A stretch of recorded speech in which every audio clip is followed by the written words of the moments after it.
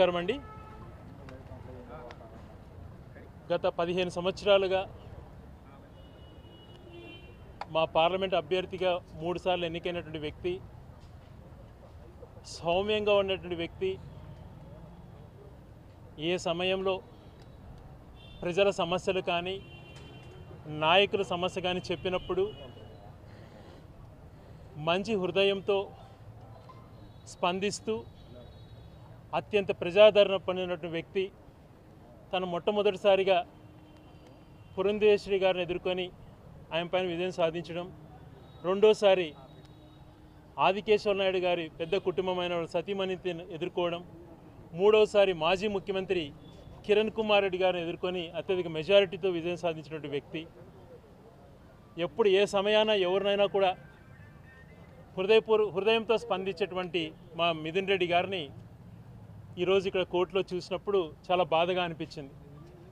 నిత్యం ప్రజా జీవితంలో ఉన్నటువంటి మేము అనునిత్యం ఎవరికి ఏ రకంగా చేయాలి, ఎవరికి మంచి చేయాలా అన్నటువంటి ఆలోచన గుణంతో పనిచేసినటువంటి వ్యక్తులం కాబట్టి, తనతో దగ్గరగా పనిచేసినటువంటి అనుబంధం ఉంది కాబట్టి, ఈరోజు తను ఏ తప్పు చేయకపోయినా, ఎటువంటి ఆధారాలు లేకపోయినా ఫ్యాబ్రికేటెడ్ కేసులతో వేధిస్తూ జ్యుడిషియల్ రిమాండ్లో ఉంటే తను ఏదో తప్పు జరిగిపోయినట్టు ఒక నిందితుడిగా, ఒక ముద్దాయిగా వ్యవహరిస్తూ ఇక్కడ చేసిన విధానం నిజంగా బాధ అనిపిస్తూ ఉంది. ఒక తీవ్రవాదిని చూసినట్టుగా చూడడం, తను ఉన్నటువంటి జైల్లో ఒక ములాఖాత్ సమయంలో తప్పితే మిగతా సమయంలో ఏ వ్యక్తితో మాట్లాడే అవకాశం కలిగించకుండా ఒక ఐసోలేట్ చేసేసి ఒక బాత్రూంలో తప్పితే మిగిలిన అన్ని ఏరియాస్లో సీసీ కెమెరాస్ పెట్టి అక్కడ వాళ్ళు చేస్తున్నటువంటి విధానం నిజంగా చాలా బాధాకరం అనిపించింది. అలాంటి చేస్తున్నటువంటి నిజంగా ఈ ప్రభుత్వం సమాధానం చెప్పాలి. అలాగే కుమారుడు జైల్లో ఉన్నాడని చెప్పి తల్లిదండ్రులు అనిపించే క్షోభ కానీ, కుటుంబ సభ్యులు అనిపించే క్షోభ అన్నటువంటిది ఏ విధంగా ఉంటుందో అందరికీ తెలిసిన అంశమే. ఆ క్షోభను వాళ్ళు అనుభవిస్తుంటే ప్రజలలో కూడా విపరీతమైనటువంటి సానుభూతి మిథున్ రెడ్డి పైన వ్యక్తమవుతుందని తెలుసుకొని రోజుకు ఒక బురద జల్లేటువంటి కార్యక్రమం చేస్తున్నారు. ఇది ఎంతవరకు సమంజసం? నిన్న గౌరవనీయులు లోకేష్ గారే మాట్లాడుతూ, అంతకుముందు అనేక సార్లు గౌరవ ముఖ్యమంత్రి చంద్రబాబు నాయుడు గారు కూడా అనేక సార్లు మాట్లాడారు. ఏదో 5 కోట్ల లిక్కర్కు సంబంధించినటువంటిది ఇతని కంపెనీలో పిఎల్ఆర్ కంపెనీకి వచ్చింది అని చెప్పి. నేను ఒక చిన్న టెక్నికల్ మీకు చెప్తాను, దాన్ని మీరు వీలైతే మీరు ఒకసారి ఆలోచన చేయండి. ఈరోజు 2019లో 5 కోట్ల రూపాయలు పిఎల్ఆర్ అనే కంపెనీకి సంబంధించిన డీకాట్ అనే చిన్న కంపెనీకి ట్రాన్స్ఫర్ అయ్యింది. అది లిక్కర్కి సంబంధించినటువంటి అమౌంటే అని చెప్పి పదే మీరు మాట్లాడుతున్నారు, ఏ ప్రూఫ్స్ లేకుండా. దానితో పాటు కుటుంబ సభ్యులకు సంబంధించినటువంటి వాళ్ళ ఇంట్లో మిథున్ రెడ్డిదే కాకుండా కుటుంబ సభ్యులందరికీ కూడా 10 సంవత్సరాల బ్యాంక్ అకౌంట్ అన్నీ తెప్పించుకొని ప్రతి ఒక్కటి పరిశీలన చేశారు. మరి నిత్యం వ్యాపారంలో పర్ఫెక్ట్ వ్యాపారం చేస్తున్నటువంటి పిఎల్ఆర్ కంపెనీలో ఒక 5 కోట్ల రూపాయలు ఒక కంపెనీ నుంచి వచ్చిన తర్వాత 5 కోట్లు ఎలాగో తిరిగి వాళ్ళకి చెల్లించింది, ఆ ఇన్వెస్ట్మెంట్ కోసం దేనికైతే పెట్టారో కోవిడ్ సమయంలో చేయకుండా మళ్ళీ ఆ అమౌంట్ రిటర్న్ చేసింది కూడా మీకు ఆధారాలతో సహా ఉన్నాయి. ఒకవేళ ఆ కంపెనీకి ట్రాన్స్ఫర్ చేసిన డిస్టిలరీ కంపెనీకి పిఎల్ఆర్ కంపెనీతో అనుబంధం ఉంది అని మీరు మాట్లాడుతున్నారు కదా, మరి 10 సంవత్సరాల ట్రాన్సాక్షన్స్ మీ దగ్గర ఉన్నాయి కదా, మరి అటువంటి అనుబంధం ఉంటే ఈ 10 సంవత్సరాలు ఎన్నో ట్రాన్సాక్షన్స్ జరిగి ఉండాలి కదా, మరి అది ఎందుకు లేవు? ఎందుకు దాంట్లపైన మీరు ఒకసారి మాట్లాడలేకపోతున్నారు? పదే తప్పు చేయని వ్యక్తిని ఈ రకంగా వేధించడం సరైన పరిణామం కాదు. నేను ఎవరిని కించపరచదలుచుకోలేదు, ఎవరిని ఉద్దేశపూర్వకంగా మాట్లాడదలుచుకోలేదు. ఉదాహరణ చెప్తున్నా, ఒక ఉదాహరణకి ఈరోజు హెరిటేజ్ కంపెనీనే ఉంది, గౌరవనీయులు చంద్రబాబు నాయుడు గారిది, లోకేష్ గారిది. మరి హెరిటేజ్ కంపెనీలో కేసెస్ ఉండొచ్చు, ఈడీ కేసెస్, ఇంకో కేసెస్ ఉండొచ్చు.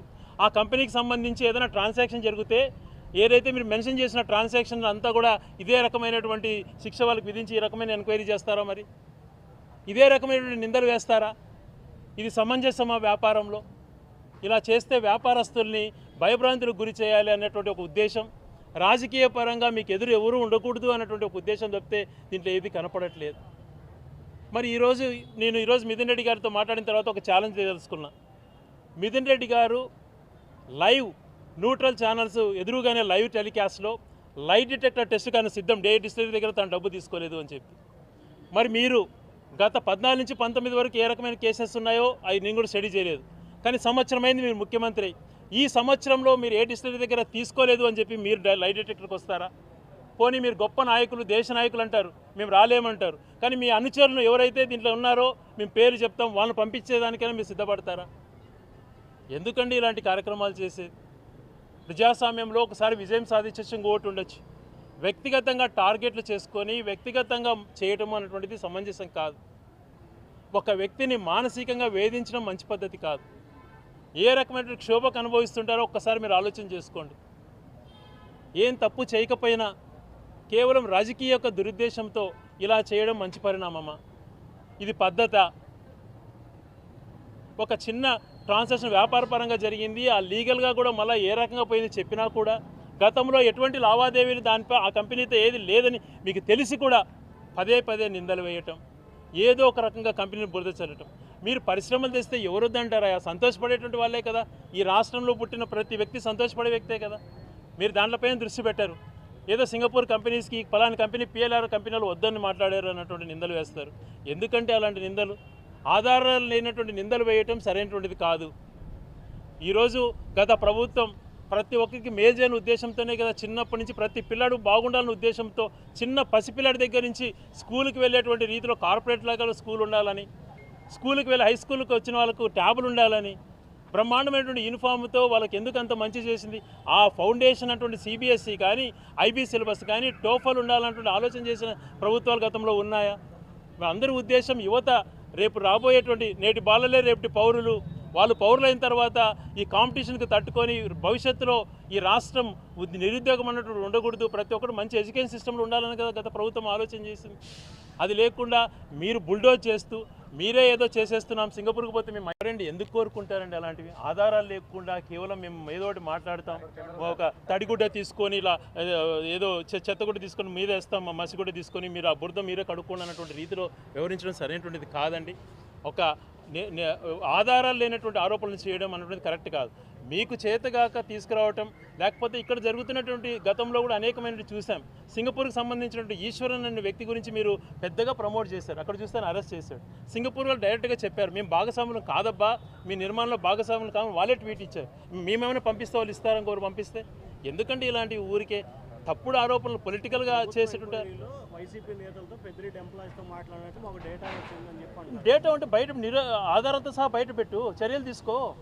ఎవరు వద్దంటున్నారు? ఎవరో ఒకవేళ సంబంధం లేకుండా చేసిండొచ్చు వాళ్ళకి పేరు వాడుకొని. ఊరికే బురదలే కార్యక్రమాలు సరైనటువంటిది కాదు. మనకు చేతగాకి ఇలాంటివి మాట్లాడకూడదు. మేము ఎప్పుడు ఇలా చేయలేదే. ఏదైనా తెస్తే ఈరోజు పోర్టులు కట్టాం, ఎంతమందికి ఉపయోగపడుతున్నాయి? మెడికల్ కాలేజ్ కట్టాం, ఎవరికి ఉపయోగపడుతున్నాయి? స్కూల్స్, హాస్పిటల్స్ చేసాం, ఎవరికి ఉపయోగపడుతున్నాయి? రాష్ట్ర ప్రజలకు కదా. అట్లా మంచి పనులు చేయండి. కేవలం ఏదో సింగపూర్కి పోయినాం, వాళ్ళు వద్దన్నారు, మేము వద్దంటే ఎవరినో వద్దనేటువంటి మాట మాట్లాడరు. దుష్ప్రచారాలు మానుకోవాలని చెప్పి చెప్తున్నాం. ఈ కేసులో జగన్ పాత్ర ఉంది, బిగ్ బాస్ ఉన్నారని చెప్పి గతంలో మీ MP విజయసాయి రెడ్డి లాంటి వ్యక్తులు కూడా కీలకమైన వ్యాఖ్యలు చేశారు. ఇటీవల దాఖలు చేసిన ఛార్జ్ షీట్లో కూడా జగన్ పేరుని చాలాసార్లు ఇన్వాల్వ్ చేశారు, ఆరోపణ చేశారని మీరు అంటున్నారు. విజయసాయి రెడ్డి గారు ఎప్పుడైనా చెప్పారండి మీదండి జగన్మోహన్ రెడ్డి గారి పాత్ర ఉందని చెప్పారా? మీరు విన్నారు? బిగ్ బాస్ అంటే మీ జగన్మోహన్ రెడ్డి అన్నది మీరు ఊహించుకుంటున్నారా? మీరు జగన్ పేరు ఎందుకు చెప్తారని? బిగ్ బాస్ అనే పదమే మీరు వాడాలి. ఆయన బిగ్ బాస్ అన్నారా? బిగ్ బాస్ ఎవరో చంద్రబాబు నాయుడు గారు ఏంటొచ్చు, ఆయన జగన్ గారు అని చెప్పలేదు కదా బిగ్ బాస్ అని. ఇలాంటి ఆరోపణలతో మనం కాలం గడపకూడదండి. మనం ఏదైనా మన దగ్గర ఆధారాలు ఉంటే మాట్లాడాలి. పవిత్రమైనటువంటి న్యాయస్థానాల ముందర మనం మాట్లాడుతున్నాం. మన మనసులో ఉన్నది, మనకి ఏదైతే మనం వినింది, మనం కళ్ళారు చూసింది నేను మాట్లాడాను. అంతేగాని ఊరికే ఫాల్స్గా మాట్లాడాలనే ఉద్దేశాలు నాకు ఎప్పుడు ఉండవు, రావు.